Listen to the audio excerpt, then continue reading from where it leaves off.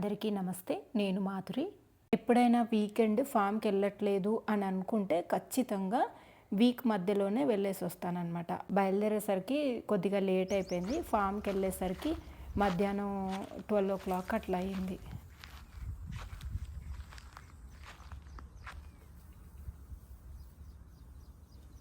గోవింద్ ఆవులను మళ్ళీ వేరే చోట కట్టేస్తున్నాడు. ఎందుకంటే మధ్యాహ్నం 12 దాటింది అంటే ఖచ్చితంగా మళ్ళీ వేరే ప్లేస్లో కట్టేస్తాడనమాట. ఎందుకంటే ఆవులకు కూడా కొంచెం అటు ఇటు నడవడానికి ఉండాలి కదా, కొద్దిగా వాటికి కూడా ఎక్సర్సైజ్ ఉండాలి కదా అని చెప్పి ఒక్కొక్క టైంలో ఒక్కొక్క చోట కట్టేస్తాడనమాట. అవి ఫ్రీగా తిరుగుతూ వాటర్ తాగిన తర్వాత మళ్ళీ ఇంకో ప్లేస్లో కట్టేస్తాడు. గడ్డి కూడా వేస్తాడనమాట. గడ్డి తిని ఇంకా తిరుగుతూ ఉంటాయి. నేను మెయిన్గా ఫామ్కి ఎందుకు వచ్చాను అంటే వెల్లుల్లి తీయాలి అని చెప్పి వచ్చినామన్నమాట. లాస్ట్ వీక్ వచ్చినప్పుడే వెల్లుల్లి తీయాలని అనుకున్నాము. కాకపోతే సరే టైం లేకపోయింది. ఇంకా అందుకోసం ఖచ్చితంగా ఈరోజు తీసేద్దాము అని అనుకున్నాము. ఇంకా నేను, పార్వతమ్మ, గోవింద్ ఇంకా ముగ్గురం కలిసి తీయాలి. గోవింద్ ఆవులకు నీళ్లు దాపించి వస్తాడు. అంత లోపల నేను, పార్వతమ్మ కలిసి వెల్లుల్లిని అయితే హార్వెస్ట్ చేస్తున్నాము. ఇది ఫిబ్రవరి 2nd వీకే అనమాట. నేను కొంచెం వీడియో అయితే లేట్గానే పెడుతున్నాను. ఫామ్లో అయితే చాలా పని ఉంటుంది. ఫామ్లో పని, తర్వాత మళ్ళీ హైదరాబాద్కి వచ్చిన తర్వాత ఇక్కడ పనే ఉంటుంది. చాలా పని అవుతుంది. అందుకోసమని కొంచెం ఎడిటింగ్ చేయడం కొద్దిగా లేట్ అయిపోతుంది. వెల్లుల్లిని తీసిన తర్వాత ఇట్లా కట్టల్లాగా కట్టుకోమని చెప్తున్నా పార్వతమ్మకి. పార్వతమ్మ కట్టలు కడుతుంది.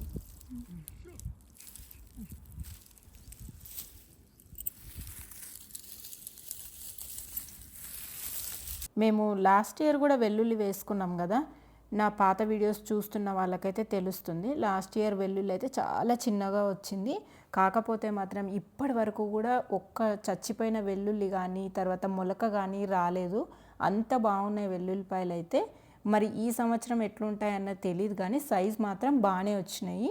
ఇవి ఇప్పుడు తీస్తున్నప్పుడు దానికంటే కూడా ఒక 15-20 డేస్ తర్వాత ఇంకా సైజ్ పెరుగుతాయి అన్నమాట. ఆరిన తర్వాత కొంచెం పాయలు అనేవి మంచిగా వస్తాయి. మేము లాస్ట్ వీకే తీసి ఉండాల్సింది. ఇంకా కొన్ని అక్కడక్కడ కొద్దిగా అంటే వాడిపోయినట్లు అయిపోతుంది అనమాట. అంటే కుళ్ళిపోతుంది ఒక్కొక్కసారి. వెల్లుల్లి లోపలనే కుళ్ళిపోయి మొలకొచ్చేస్తుంది. అట్లా అక్కడక్కడ అయినాయి.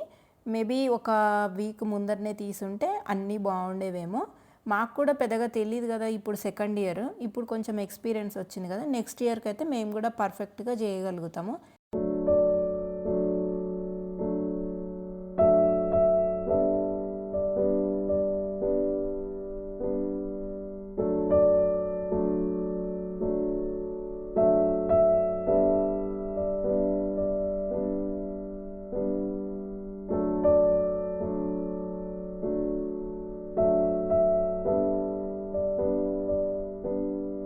అన్నింటినీ ఇట్లా కట్టలు కట్టుకొని కొద్దిగా ఆరబెట్టి పెట్టుకుంటున్నాము. మళ్ళీ ఇక్కడ నుంచి మళ్ళీ ఇంటి దగ్గరికి అయితే తీసుకెళ్ళాలి. నేను, గోవింద్ అన్నీ తీసేస్తున్నాం. పార్వతమ్మ మొత్తం ఇట్లా కట్టల్లాగా కట్టి పెడుతుంది. ఏ పంట అయినా సరే పండించాలంటే మాత్రం పెద్ద ప్రాసెసే ఉంటుంది. మనం అనుకుంటాం తినేటప్పుడు మాత్రం అది చాలా ఈజీగా అనిపిస్తుంది కానీ దాని వెనకాల ప్రతి పంట వెనకాల మాత్రం చాలా పెద్ద ప్రాసెసే ఉంటుంది. కూరగాయలు అయితే మనము డైరెక్ట్గా హార్వెస్ట్ చేసుకొని వాడుకోవచ్చు. కాకపోతే కొంచెం వెల్లుల్లి, ఉల్లి ఇలాంటి పంటలు అయితే కొంచెము కాడలు తీసేసుకోవాలి, ఆరబెట్టుకోవాలి. తర్వాత ఉల్లిపాయ అయితే ఇంకా కంటిన్యూస్ త్రూ అవుట్ ఇయర్ ప్రాసెసే ఉంటుందండి. అవి స్టోరేజ్ చేయాలి అంటే ఎవ్రీ 15-20 డేస్కి ఒకసారి మళ్ళీ దానిపైన ఉన్న పొట్టును తీస్తుండాలి, ఆరబెడుతుండాలి, తీస్తుండాలి, ఆరబెడుతుండాలి. లేదంటే కుళ్ళిపోతాయి. కొన్ని కుళ్ళిపోతే మళ్ళీ పక్కనున్నది కూడా కుళ్ళిపోతుంది. సంవత్సరం అంతా ఇట్లా పని ఉండనే ఉంటుంది.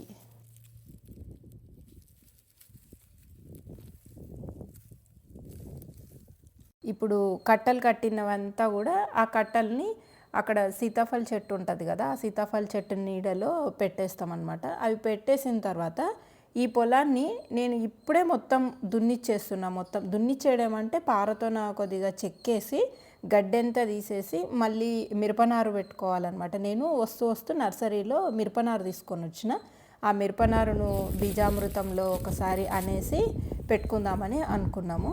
ఇదిగోండి ఇట్లయితే కట్టలు కట్టేసి పెట్టుకున్నాము. ఇంకా గోవింద్ కూడా ఇంకా తెంపుతున్నాడు. ఇంకా తెంపిన తర్వాత అన్నీ ఇట్లా పెట్టేసుకుంటాం.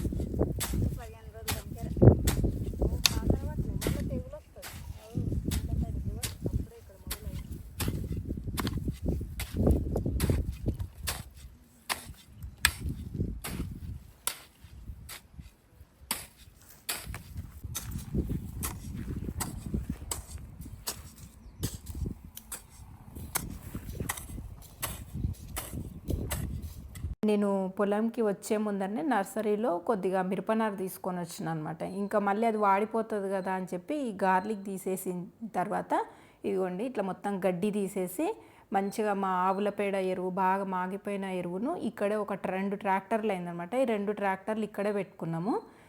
గుంత నిండిన తర్వాత మళ్ళీ తెచ్చి ఇక్కడ వేసుకుంటున్నాము. ఈ ఎరువునంతా కూడా మేము ఇట్లా చల్లేసుకొని ఇట్లా చల్లిన తర్వాత మిరపనారు పెట్టుకోవాలని అనుకున్నాము. ఇది బాగా మాగిన ఆవుల ఎరువు ఇది. అది సగం బుడైతే ఈ మెంతులన్న అవి కొత్తిమీర అవి ఏంటంటే పైపులోకి వెళ్ళి ఇట్లా కలుపుకుంటే నీళ్ళు కట్టే పని లేకుంటుంది. ఇప్పుడు బొర్రలు ఆడున్నాయి ఇవి బొర్రలా ఇది ఆడ ఒకటి ఉంది మళ్ళీ గీడ ఉందా మళ్ళీ గట్టిగా గట్టిగా ఉంటుంది బొర్రలు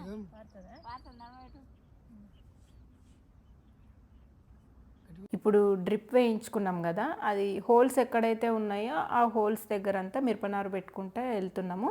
ఆ మధ్య లైన్లో మొత్తము ఏమైనా ఆకుకూరలు వేసుకోవాలి అని అనుకుంటున్నాము. ఉట్టిగా ఖాళీగా ఉండడం ఎందుకు అని చెప్పి ఏదైనా మెంతికూర కానీ తర్వాత ధనియాలు కానీ వేసుకుందామని చెప్పి గోవింద్ అంటున్నాడు. ఇంకా ఈ మిరపనారు పెట్టిన తర్వాత మెంతులు అయితే వేసేస్తాను. కొంతమంది అడుగుతున్నారు ఎన్ని ఎకరాలు ఉంది, తర్వాత ఇది మీరు సొంతంగా కొన్న భూమా లేకపోతే పెద్దల నుంచి వచ్చిన భూమా ఇట్లా అడుగుతున్నారు. ఇది మేము సొంతంగా కొన్న భూమి అనమాట. మా పెద్దల నుంచి వచ్చిన భూమి అంతా కూడా మేము అదేమంటారు కౌలుకే ఇచ్చేస్తాము. మేము సొంతంగా కొన్న భూమిలో మాత్రమే మేము ప్రకృతి వ్యవసాయం అయితే చేస్తాము.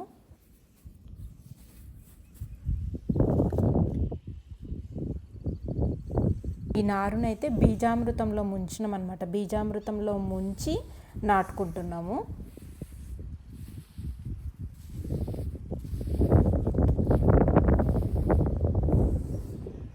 ఇవి రాడిష్ విత్తనాలు, రాడిష్ సీడ్స్ కూడా చేస్తున్నాము. చూడాలి ఎన్ని సీడ్స్ అవుతాయి అని అన్నది ఇప్పుడైతే కట్ చేసి పెడుతున్నాము. ఎండిపోయిన తర్వాత విత్తనాలను పక్కకు పెట్టేసి మళ్ళీ వచ్చే సంవత్సరానికి వాడుకుంటాము. ప్రతి విత్తనానికి కూడా 3 months స్లీపింగ్ పీరియడ్ అనేది ఉంటుంది. మనము ఏ విత్తనాన్నైనా వెంటనే తీసి వాడితే ఎక్కువ మొలక రాదు అని అంటారు.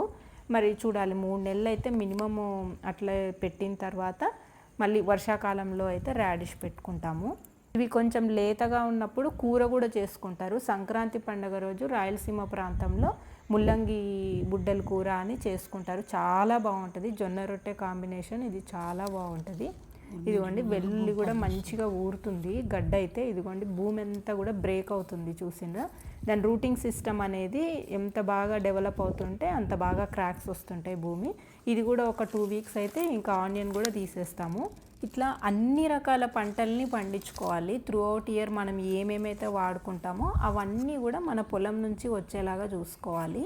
ఇంకా పెద్ద మొత్తంలో పండించే రైతులైతే ఇట్లా అన్ని రకాల పంటలు వేసుకుంటే చాలా మంచిగా అనిపిస్తుంది. వాళ్ళకు కూడా ఒక పంటలో నష్టం వచ్చినా ఇంకో పంటలో లాభం వస్తుంది. ఇట్లా అన్ని రకాల పంటలు పండించుకోవాలన్నది అయితే నా కోరిక. ఇదిగోండి మా ఇంటి దగ్గర అయితే ఇట్లా బాల్కనీలో, అంటే బాల్కనీ వరండా అంటాం కదా, వరండాలో అయితే ఇట్లా ఎల్లుల్లిపాయల్ని పెట్టాము. కొన్ని చిన్నగా ఉన్నాయి, కొన్ని లావుగా ఉన్నాయి. పర్వాలేదు, ఈ ఇయర్ అయితే నాకు కొంచెం సాటిస్ఫాక్షన్నే ఉంది అనమాట. మంచిగానే వచ్చినాయి. గార్లిక్ అక్కడ పెడుతుంటే నాకు ఇక్కడ తేనెపట్టు కనిపించింది చూడండి. మేము ఎప్పుడు ఇక్కడే కూర్చుంటాము.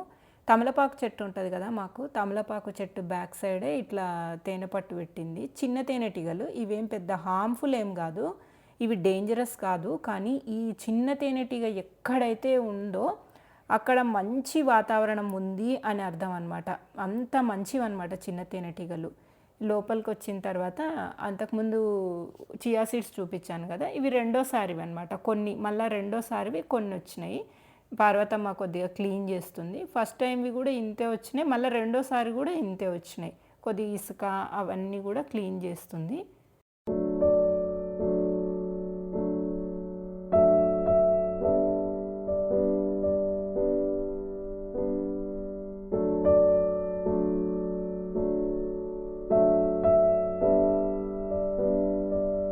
కొద్దిగా అల్లం తీసుకెళ్దాము ఇంటికి అని చెప్పి ఇక్కడికి వచ్చాను. అల్లం తీస్తుంటే మధ్య మధ్యలో మాకు పసుపు కూడా వచ్చింది. అంటే ఇక్కడ లాస్ట్ ఇయర్ లకాడాంగ్ పసుపు వేసుకున్నాం కదా, అవే పసుపు కొమ్ములు మళ్ళీ వచ్చినాయి అనమాట. అంటే ఎక్కడైనా భూమిలో మిగిలిపోతాయి కదా, మిగిలిపోయినవే మళ్ళీ మనకు పసుపు చెట్లు మొలిసినాయి, అవి కూడా వచ్చింది పసుపు. అల్లం కూడా వచ్చింది. కొన్ని అల్లం మంచి సైజులో ఉంటే కొన్ని చిన్న సైజులో ఉన్నాయి. మనకు ఇదిగోండి పసుపు కొమ్ములు కూడా మళ్ళీ పచ్చి పసుపు పౌడర్ అయితే తయారు చేసుకుంటాం. కొద్దిగా వచ్చినా చాలు, మళ్ళీ మనకు ఒక 15 రోజులు 20 రోజులకు ఒక నెలకు సరిపడా పసుపు అయితే వస్తుంది. పార్వతమ్మ ఫ్రిడ్జ్లో పెడుతుంది కదా మీగడ తీసి, రోజు పెరుగు తోడేస్తారనమాట. పెరుగు తోడేసిన పెరుగును కొద్దిగా లియోకి వాళ్ళు కొద్దిగా తింటారు, కొద్దిగా మళ్ళీ డ్రమ్లో కలిపేస్తుంటారు. ఆ మీగడనంతా కూడా నెయ్యి చేయడానికి అని చెప్పి ఇంటికి తీసుకెళ్తున్నాను. ఇవన్నీ పనులన్నీ చేసుకునేసరికి సాయంకాలం అయిపోయింది. సాయంకాలం మళ్ళీ హైదరాబాద్కి అయితే బయలుదేరాలి. మళ్ళీ అన్నీ సర్దుకొని హైదరాబాద్కి వెళ్ళేసరికి ఏ రాత్రో అయిపోతుంది. ఇది ఒక చిన్న వీడియో, ఒక్క రోజులో ఎంత పని చేశాము, ఏం పని చేశాము అన్నది ఈ వీడియోలో చూపించాను. మళ్ళీ నా నెక్స్ట్ వీడియోలో కలుద్దాం. అంతవరకు సెలవు.